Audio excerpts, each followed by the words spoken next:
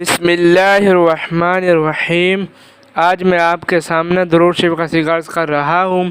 وہ درود شریف یہ ہے: اللہم صلی علی محمد سید المحمودین اسود حلیم مفلسی غریبی۔ اور اللہ کو اپنے دنیاوی معاملات میں کفیل بنانے کے لیے ایک عدد حسب توفیق چھوٹی سی چاندی کی تختی بنوائیے، اور 9 چاندی کے جمعرات والے دن بعد طلوع آفتاب اس نقش کو کسی نوکیلی شے سے اس تختی پر کندہ کریں، اور رات کو چاندی کے سامنے شیشہ کے گلاس میں خالص گلاب کا عرق ڈال کر اس تختی کو اس کے اندر ڈال دیں۔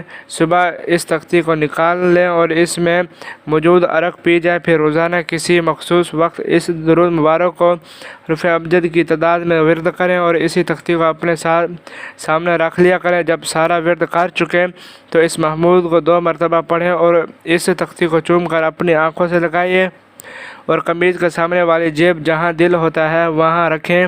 یہ ایسا عمل مبارک ہے کہ کہاں سے نوٹ آئیں گے، انسان کی حیرت گم ہوگی، لیکن باوضو حالت میں سراہنا اور سرکار دو عالم صلی اللہ علیہ وآلہ وسلم کے ارشاد کی تکمیل کرنا واجب ہوگا۔